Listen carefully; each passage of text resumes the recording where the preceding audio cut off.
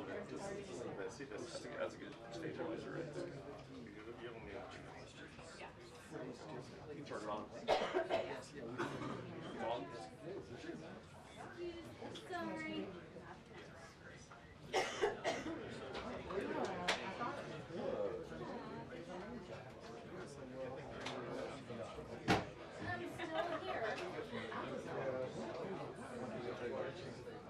Oh, that's me. I'm sorry. Thank you. Thank you. I appreciate it. You want it on the box, Dave? She can ask question like that. Let's put it right there. Because I won't want it. Yeah. The rest of the time.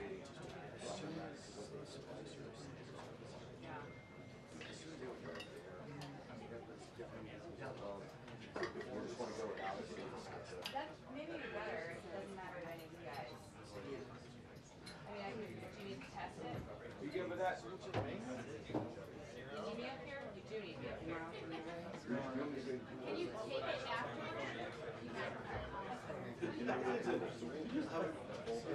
That's fine. Yeah, I got you. Sorry.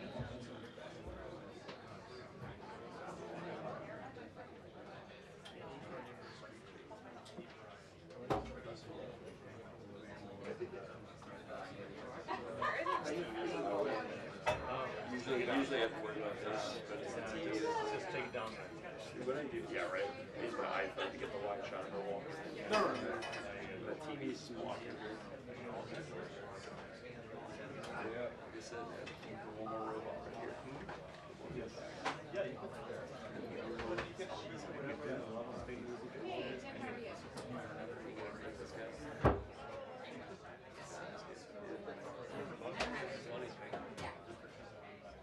Yeah, because you can hang it. I don't know how many you can use. I see some. No. White House. I know.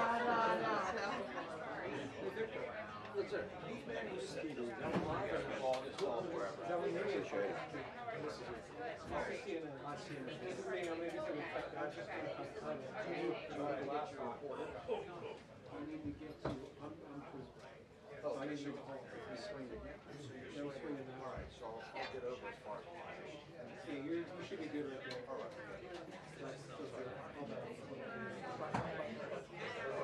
Yeah. Why do you have these slides in there? Yeah. They took one out already. Yeah, I don't care what that was. You felt this with the steel saw. A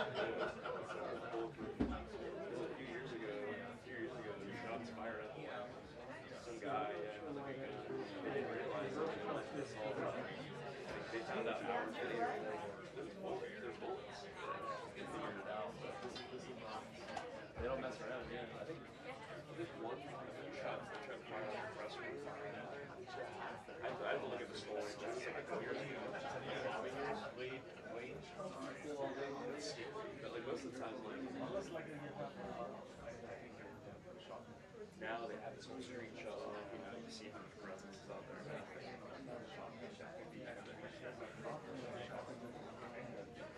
You see a cat stuff. A little kitty cat was here, and one of these reporters, grabbed it, brought it in here, and they got the owner came and said, Oh yeah, Sophia the cat. Sophia the cat, you saw that?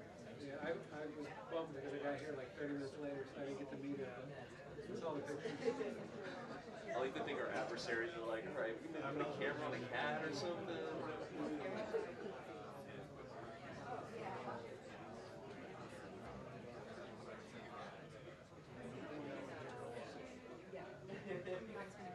Freezing cold again in the White House. Like,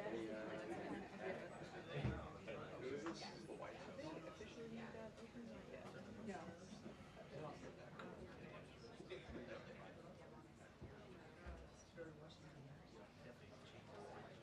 I've got to renew my fucking alarm.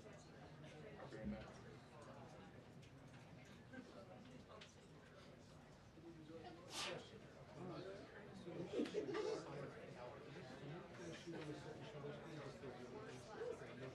Very good question. Branding is very good. I get it.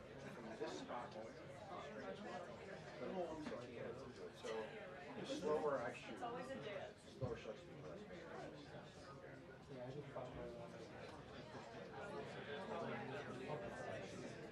I don't know why it's on this angle. Hopefully by with the U.S., Ukraine, and European leaders are meeting in London tomorrow. And the president has said details of a potential peace deal will likely come out this week. There are some reports that it could include U.S. recognition of Ukraine's Crimea as Russian territory, and there are also always questions about whether the U.S. is willing to any sort of security guarantee that Ukraine specifically asked for. We've also been told that the mineral agreement should be signed this week, so looking for views on that.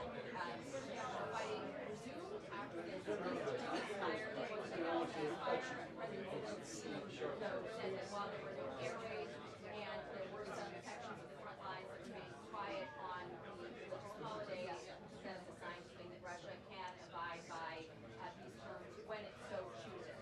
So we will watch for details on that. There are also going to be a lot of concerns about Defense Secretary Pentagon leadership of the Pentagon after news of this second signal chat emerged, in which he reportedly took information off of the system that is specifically for classified and sensitive information, and reportedly shared those details on his personal phone in a chat that included his wife and his lawyer.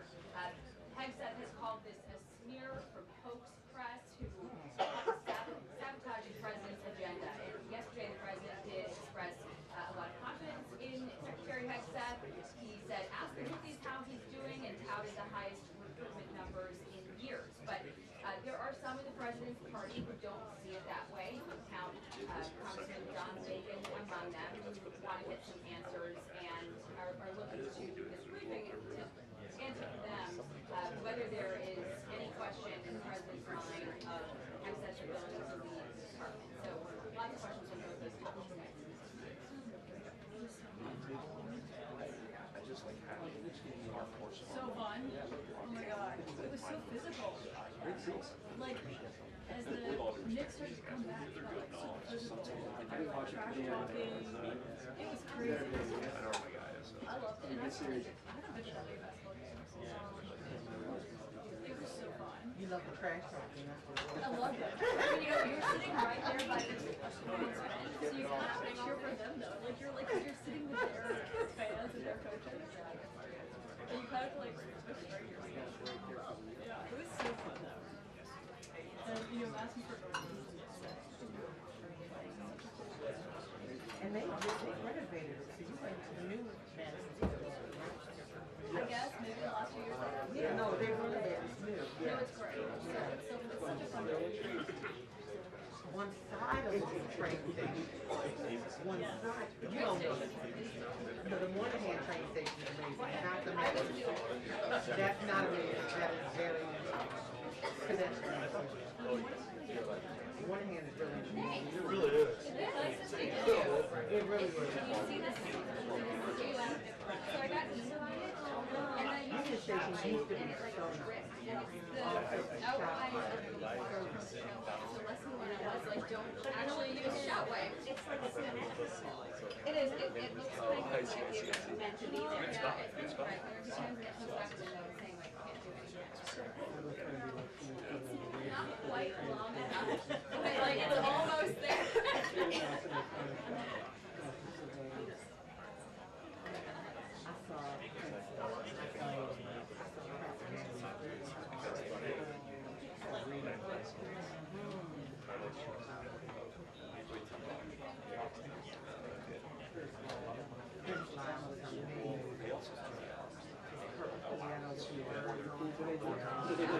No, I didn't.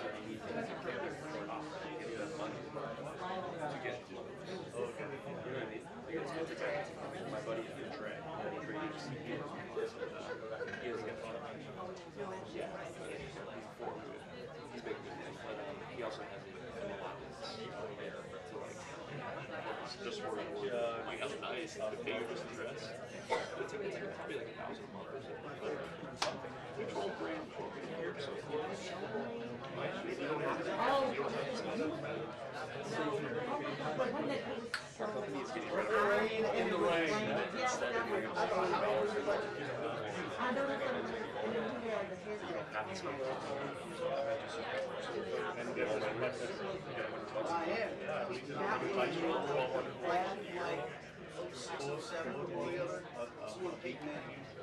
They'll take a 2% raise, 1% raise.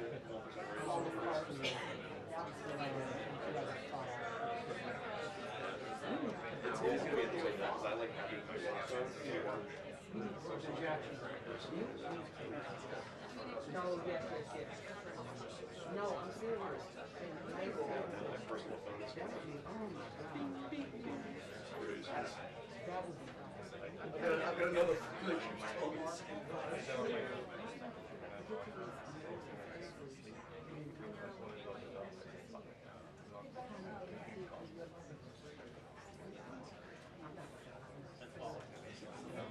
My new favorite ones is I put it on for this, just like, but at nighttime, That's true. sometimes it's a little Now we're talking. That's what I'm saying. Then we can still, customize it. And we can still log it. right, you get like big people that can override it. Yeah. Sorry, Dad. Sorry, Mom.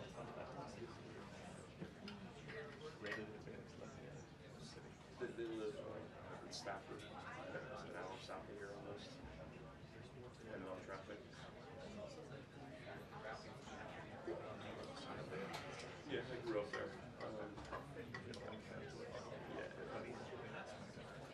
A lot of people go places, Some people stay. They go crazy. Or they have a job there. I kind of,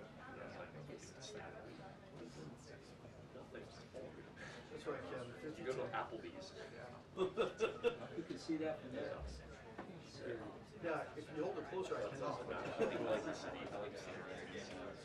But Arlington, so there's less crime. I'm in Falls Church.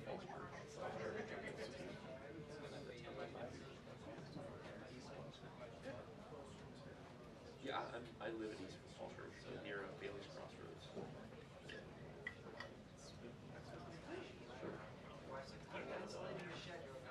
lot of Ethiopian places, big community there, Ethiopian.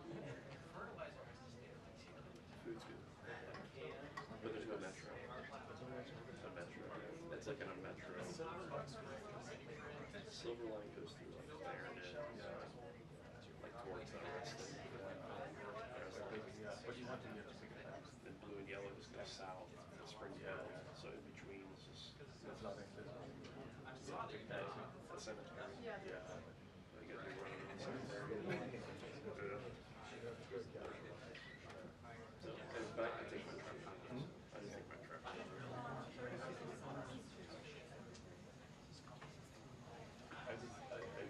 moved from there where I was having a hard time about Bailey's Crossroads area. no, but I lived in East Washington. So the people were having problems was there. One day I was New Jersey. I finished on one. Started driving around. I took 50 hours to get to the airport. There was no problem. I would sleep on my side. That's brutal, dude. Yeah. Look at the time. Yeah. Yeah, Markham's annoying right now. Yeah. Now when I live in Dude, I slept at my office the other day to grab one piece of equipment real quick. Go back to my home. I went upstairs, looked out the window, and checked it. It's almost like he was waiting for me to leave or something. I went out there, I talked to him, just grab my gear. So you're in a loading zone. I was like, I'm grabbing my gear. He was like, what? He's like, oh. He took the ticket back. I was like, well, it's $100. but I'm saying for me to do this. It depends on the parking guy, but usually if it's on Chrome, they can. Until the briefing. 2 minutes until the briefing.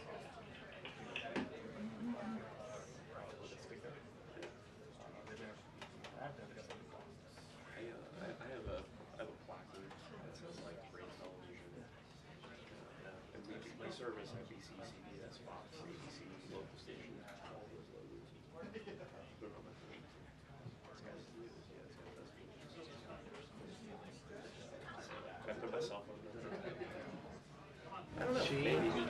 I just hope that they look at it and say like, oh, this is suppressed. And when I work by the monuments, Correctamente. I work by the monuments sometimes for like Únicas. Thank you. 2 minutes. Thank you, Marky. Thank you.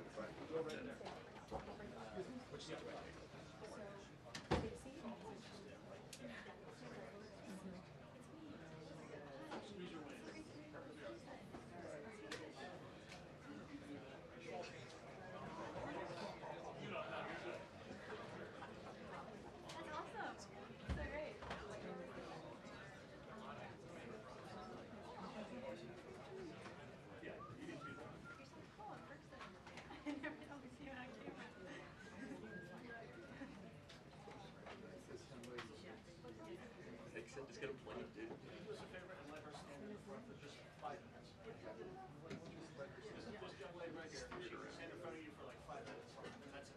Do you need food?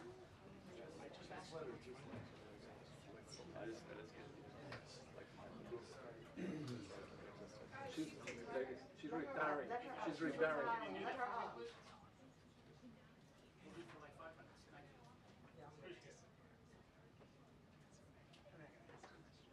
Good job, Melissa. Part of the photographer too.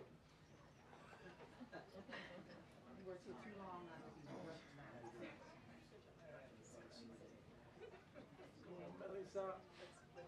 Melissa. Go, Melissa.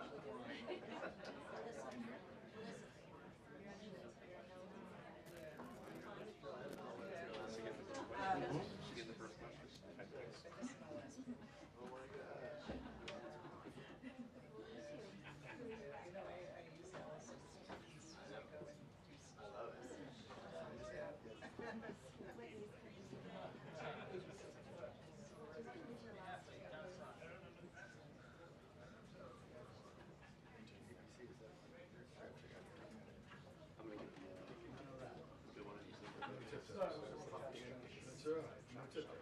I'm gonna get the good one. I'm gonna go with Spielberg.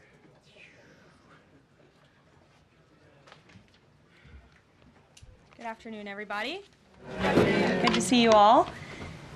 The thoughts and prayers of the entire White House remain with all of the Catholics around the world who are mourning the death of Pope Francis.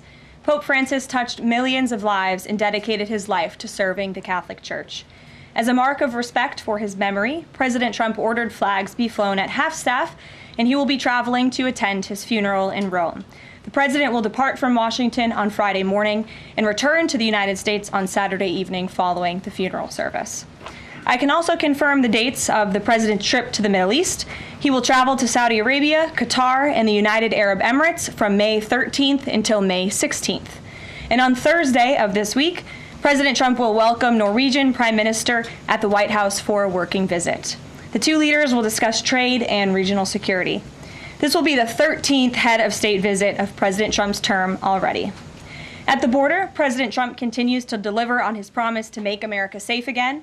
The Wall Street Journal captured the Trump effect in a recent article. Border crossings grind to a halt as Trump's tough policies take hold.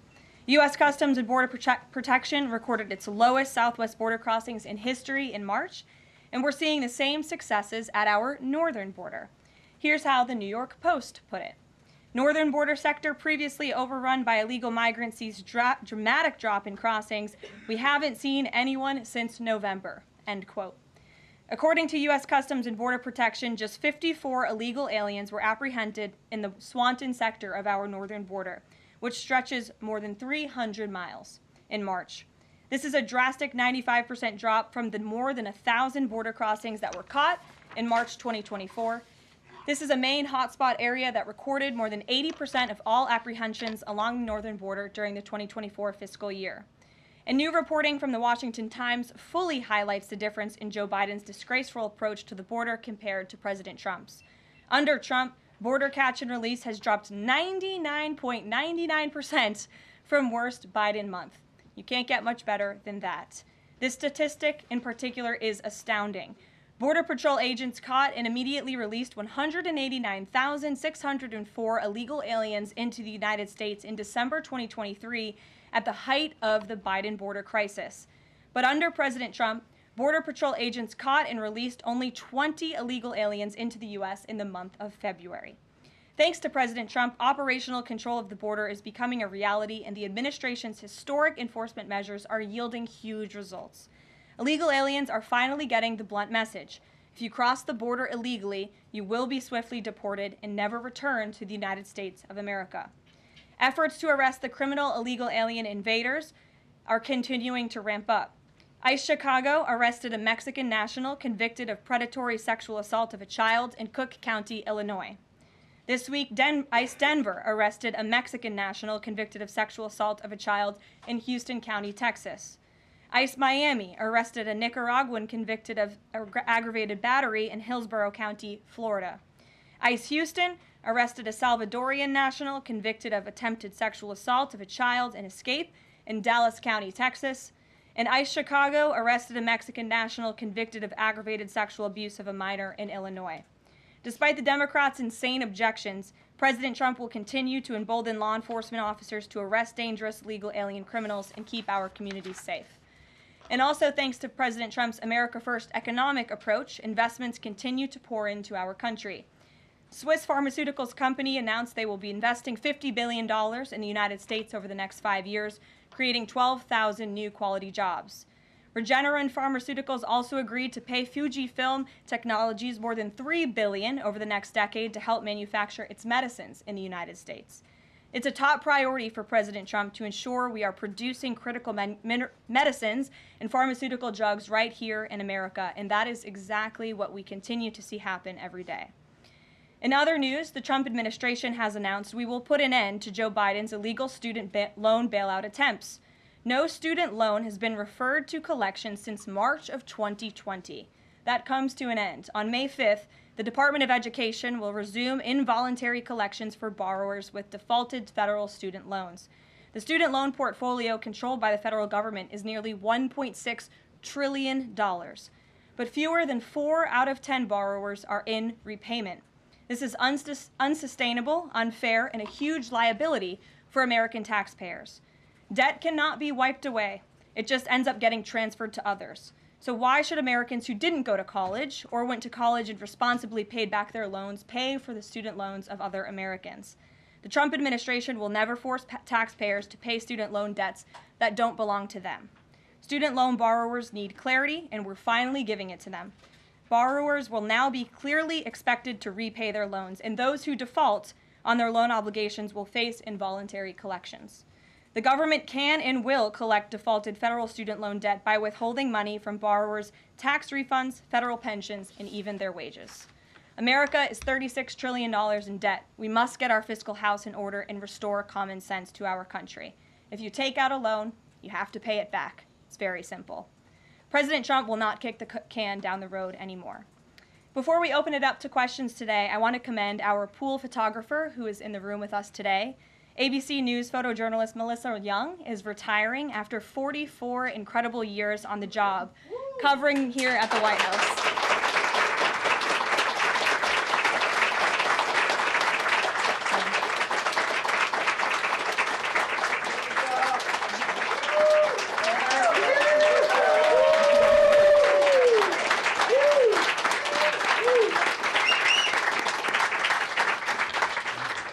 Melissa, congratulations. You have the largest round of applause I've ever heard in this room. So there's something we can all agree on, and you've had an incredible career here covering the White House. So congratulations to you, and we hope you enjoy retirement.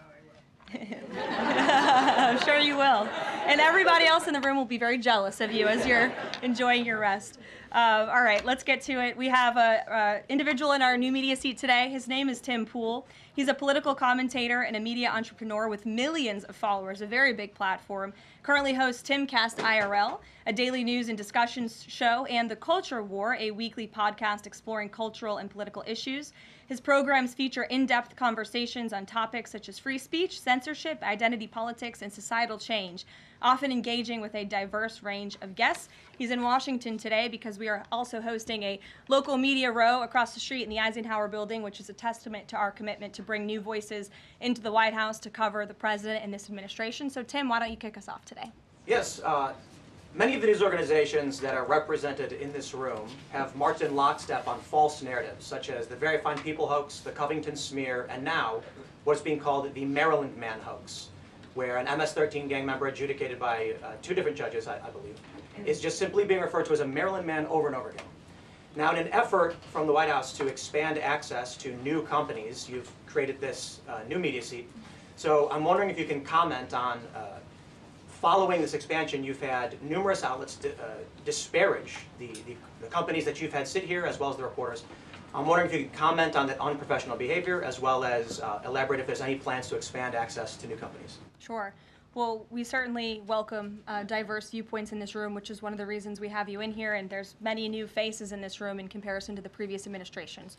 We want to welcome all viewpoints into this room. We welcome unbiased journalists who really care about the truth and the facts and the accuracy, and you rightfully pointed out the Maryland Man story, which I, from this podium, when The Atlantic published it, on that very first day, I came to this podium and said, this is wrong. The press in this room have this story wrong, and we have seen more and more evidence come to the table that we have had all along. We were always right. The president was always on the right side of this issue to deport this illegal criminal from our community. And it is despicable to see the media continue to refer to this individual as someone who is just a peaceful man living his life in Maryland. This was and always has been an illegal criminal, an MS-13 gang member, and a designated foreign terrorist. And the administration maintains our position to deport these individuals from our community. So thank you for being here, Tim. It's great to see you. Thank you. Dasha, why don't you kick us off? Thank you, Karoline. You're welcome. I really appreciate it. I have 2 questions, one on the Pentagon and another on the economy.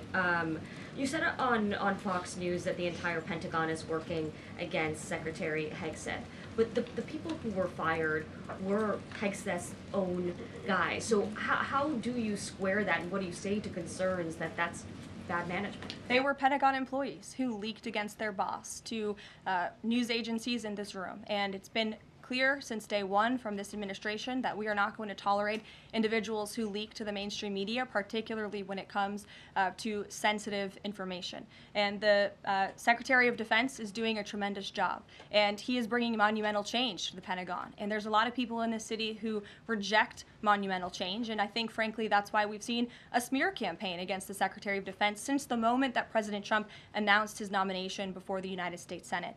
Let me reiterate, the president stands strongly behind Secretary Hegseth in the change that he is bringing to the Pentagon, and the results that he's achieved thus far speak for themselves. Is there an FBI investigation into the leaks? The secretary said that these people would be prosecuted, so is the FBI investigating? You'd have to ask the FBI, you have to ask the Department of Justice on what they plan to do, but certainly we take leaks with the utmost seriously across this administration. You've seen people fired from the Department of Homeland Security. The president has made it clear it's an unacceptable behavior. On the economy, Karoline, Peter Navarro said that it's perfectly possible to do 90 deals in 90 days. We haven't seen one just yet. How soon might we see a deal, and what evidence can you share that progress is being made in these trade negotiations? Sure.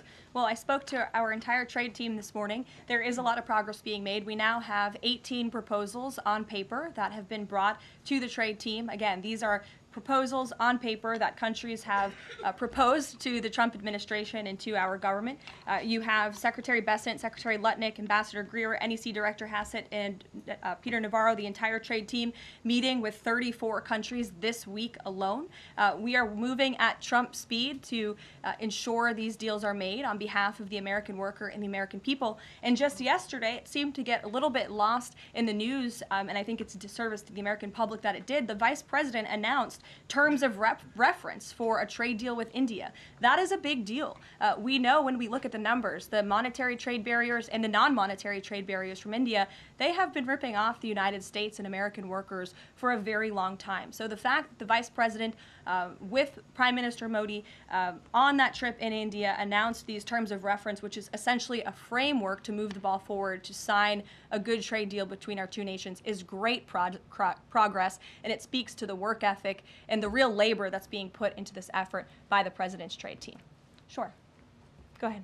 The the proposals that you talk about, is that enough to extend the pauses on these reciprocal tariffs, or does the president need to see, these deals inked and signed to offer any sort of additional extension beyond the 90 days? Well, look, ask me in July when the deadline hits. I know I'll be answering those questions from all of you in this room. There's a lot of time left, and the president's trade team is working, again, at Trump speed as quickly as they can to ensure that these deals can be made. Are any of those conversations yet with China happening?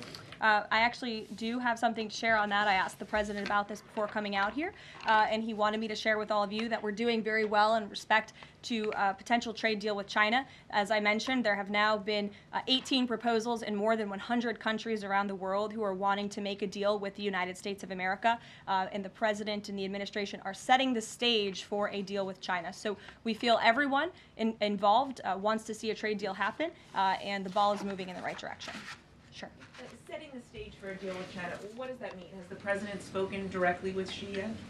I don't have anything to read out on a direct talk between the president and President Xi, but we will continue to keep you updated. And Secretary Bessent reportedly today told investors that this trade standoff with China he expects will be de-escalating soon because, as he described it, reportedly the situation is unsustainable. Is the president considering taking steps to de-escalate the situation with China? Again, I just read you words directly from the President of the United States. Those are moments ago. That's where his head is at right now.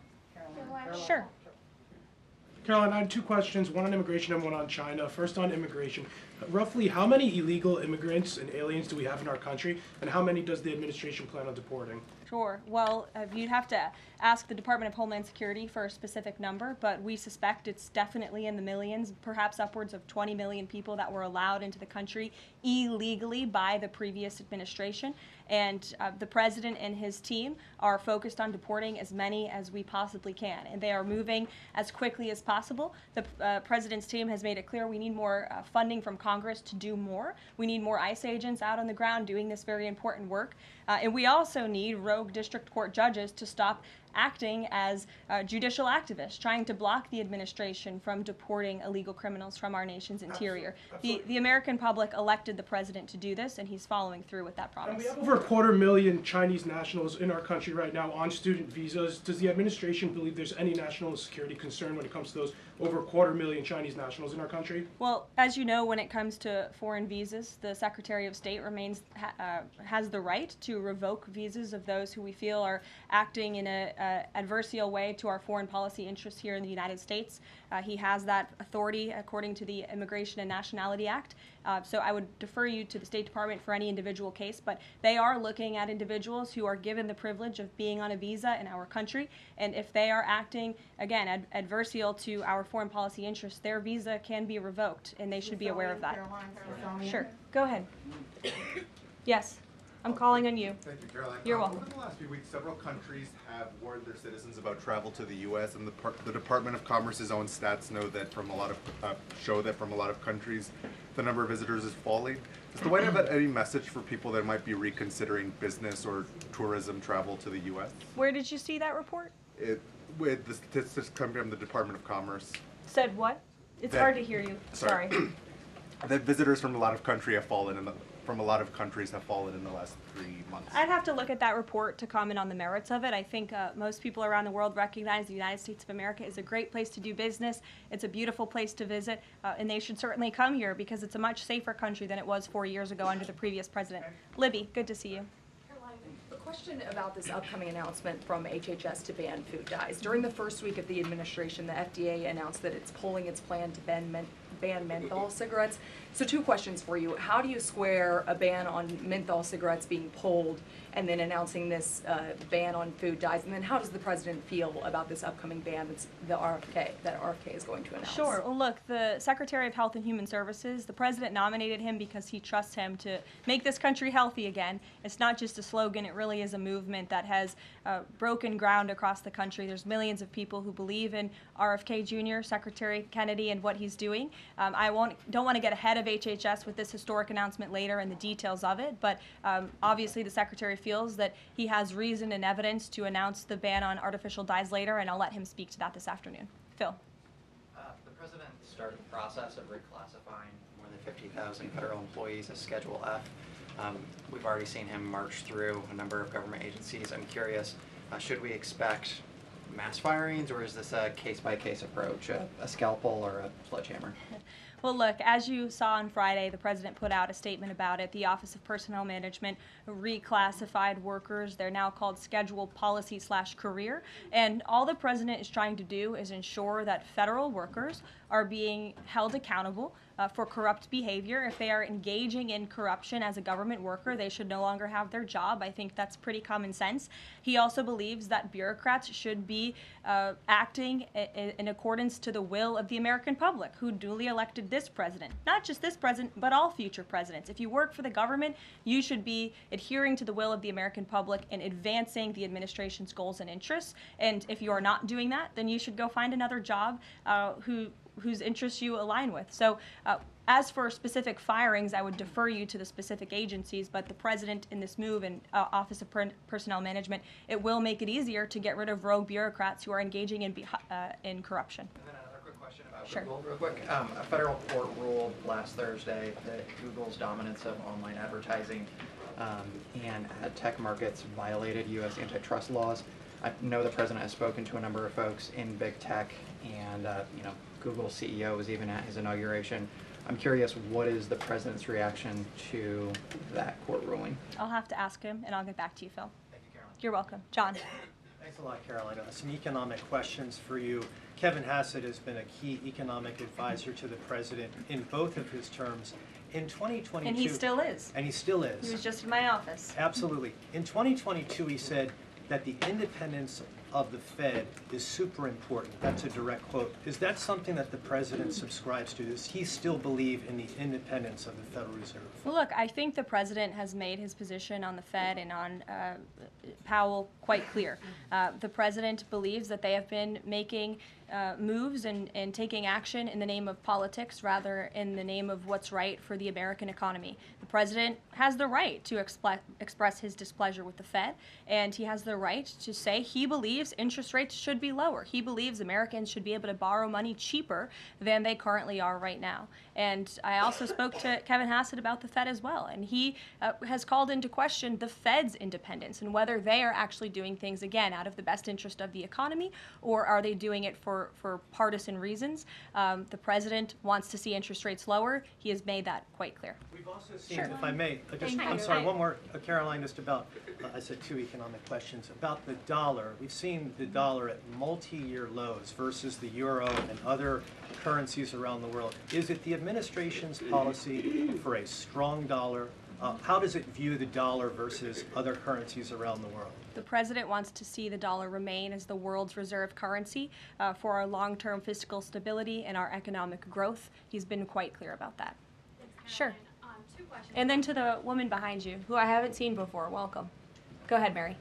Earth Day and then the Supreme Court, if that's okay. That's right. It's Earth Day. Yes. Happy Earth Day, everyone. I saw the president truthing about the garbage pileup from China in the Pacific, and then I believe Lee Zeldin is headed to San Diego to investigate the pile of sewage from Mexico. Can you speak to what the White House has planned for Earth Day and anything in that arena? Sure. I do have points from the EPA. Administrator Zeldin's doing a fantastic job, and they are always sharing their accomplishments with the White House, which we very much appreciate. He will be traveling. I believe he's in California today for sewage situation. Here you go. Administrator Zeldin met with his Mexican counterpart to discuss steps Mexico needs to take to ensure the water entering the United States is clean and safe. And he's holding a press conference in San Diego today with elected officials and local stakeholders on the Tijuana River sewage crisis. I would also add from the president himself, he has always maintained he wants America to have the cleanest air and the cleanest water. And we want to do what's right for our environment and for our earth. And a lot of that is making sure that we have clean and sustainable energy, and we know that we produce natural gas cleaner and more efficiently than any country in this world, and the president wants to see that continue. Thank you. And then on the Supreme Court, I know the court is hearing a case dealing with parents who don't want their kids having to read gender ideology books in schools. Can you comment on that case and what the Trump administration hopes to see come from that? Sure. We hope the Supreme Court will do the right thing, and the president has been very clear. He stands on the side of parental rights, and he believes strongly that parents should have a greater say in their children's education and the content, if you will, that children are being exposed to in our public school system. Sure. Go ahead. Caroline, thank you. Hi. I'm Caroline Leavitt with World News Group. The administration ended some temporary protections for Afghans, including several hundred Christians who have been punished by the Taliban. Is the president considering any exceptions for Afghans who could face death or torture if they return to their home country? So let's just be clear about one thing. We didn't end that proactively. It expired, and it's because the previous administration illegally paroled millions of people, or hundreds of thousands of people, I'm sorry, into the country, and then gave them temporary protective status, which again is a temporary status. It's not a permanent status in this country. And if there are individuals here who came in through the Biden administration who want to claim asylum, there is a legal process to do that, and those cases will be adjudicated by a judge on a case-by-case basis. We have a legal immigration process in this country for a reason, and all this administration is trying to do is effectuate that. Reagan. Thank you, Caroline. I have two questions for you Sure. on immigration.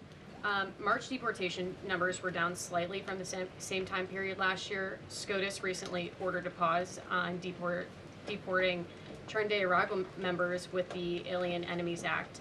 I'm curious what other tools the administration is looking at to boost those deportation numbers. Sure. Well, we are obviously complying with the court's order. However, it was a temporary pause. The Supreme Court basically said, sit tight, and they will follow up with an order, and we're confident that the Supreme Court will rule on the side of law and recognize the president absolutely has the executive authority to deport foreign terrorists from our nation's interior under the Alien Enemies Act. We feel very strongly about that, and we're confident the courts will side with the president and his executive authority. As for deportations, we continue to deport illegal criminals under Title VIII, which is an immigration authority given to our Border Patrol agents and the Department of Homeland Security to deport illegal criminals from this country. And the administration continues to do that at record speed as quickly as they can with the resources that they have. They recently dropped charges against the MS-13 leader caught in Woodbridge, Virginia, with the idea that this will expedite the deportation process. Does the administration plan to drop charges against other criminal illegals to speed along the deportation process? You'd have to ask the Department of Justice. Obviously, that's within their purview, and I can't speak for them. However, it is our goal to deport as many illegal criminals and aliens from our country as we possibly can, as quickly as we can. Jackie. Thank you, Caroline. We've heard so much about this Saudi trip planning, and the president's mentioned it himself before, but I don't think we've ever heard on the record what he hopes to achieve in Saudi Arabia and what the purpose of the trip is. Sure. Well, the president looks forward to this. It was supposed to be his first foreign visit, but of course now he is going to Rome this weekend to honor the Pope and attend the funeral. The president looks to strengthen the ties between the United States and these countries in which he will be visiting. He'll be having many bilateral meetings and talks, and we look forward to the trip and hope to see many of you there. And the meetings in London this week, do they have any nexus with the plans in Saudi Arabia? I can't speak to that. However, I do have an update on meetings when it comes to the Russia-Ukraine war. I was just in the Oval Office with the President, Steve Witkoff, and they wanted everybody to know that the negotiations continue. We feel, again, we're hopefully moving in the right direction, and the Special Envoy, Steve Witkoff, will be heading to Russia again later this week to continue talks with Vladimir Putin. Is that why Rubio is not heading to London? Is he accompanying Witkoff to Moscow? I can't speak for the Secretary of State's travel schedule. I'd defer you to the Department of State. And then more broadly, just about the peace agreement, the talks that are ongoing. Secretary Rubio had said that if things don't go the right way, that the U.S. might need to take a step back. What does stepping back look like? Is that a step back from brokering peace, or would that imply a broader withdrawal from U.S. support for Ukraine and the war? Look, I think it would be unwise for me to broadcast that from this podium. Ultimately, that's a decision for the president to make, but he's made it very clear he wants to see peace, he wants to see this war end, and he wants to stop the killing on both sides of this war, and he's been very clear about that for quite some time, and he has grown frustrated with both sides of this war, and he's made that very known. Brian. Thank you, Caroline. Last week, the president talked about nonprofit groups, specifically taking on crew, and he hinted that there could be further actions taken against nonprofits. Does the White House have any plans for any sort of actions against NGOs, nonprofits, or other similar groups? Is any of that coming up? Is that being worked on at this time? I'll have to check in with our policy team and get back to you. Sure. Thank you, Caroline. Travis Gilmore with the Epoch Times. Are some colleges using taxpayer funds to further political agendas? And what is the administration's response to Harvard's lawsuit? Sure. Well, the president has made it quite clear that it's Harvard who has put themselves in the position to lose their own funding by not obeying federal law. And we expect all colleges and universities who are receiving taxpayer funds to abide by federal law. It's quite simple. And the president made it clear he's not going to tolerate violations of federal law. He's not going to tolerate illegal harassment and violence towards Jewish American students or students of any faith on our campuses across the country. And so we will be responding to the lawsuit in court. And again, it's quite simple. If you want federal dollars, obey federal law. And just to quickly follow up on China, any response to reports that China is targeting U.S. trade allies with potential retaliatory measures for supporting U.S. agendas? I think the numbers and the sheer number of countries that have reached out to the United States and reached out to this administration to cut good trade deals speak for themselves. The entire world knows that they need the United States of America and they want to do business here, and so we'll stay focused on cutting good trade deals on behalf of the American worker. Stephanie. Thank you, Karoline. Can you give us any additional details from the president's call with Netanyahu today? I did speak to the president about it. It was a good call. They spoke particularly about Iran and the negotiations that are underway with Iran and the United States. And the president has made it very clear repeatedly, but I'll reiterate, there is no daylight between the United States of America and the state of Israel. He stands strongly behind our ally. He's made it quite clear when it comes to Iran that we want to see a deal, and Iran has a choice to make. But the president has also made it very clear, and he reiterated that in his call with Prime Minister Netanyahu today about the need for Iran to never obtain a nuclear weapon. I do have one more bit of news that I would like to share with all of you. Just give me 1 second to find it. And it's in regards to the terrorist attack that took place in India earlier today. The president has been briefed by the National Security Advisor, and he's being kept up to speed as more facts are learned. What we know already is dozens were killed and even more were injured in a brutal terrorist attack in a popular tourist location in South Kashmir. President Trump will be speaking with Prime Minister Modi as soon as he possibly can to express his heartfelt condolences for those lost. And our prayers are with those injured and our nation's support for our ally, India.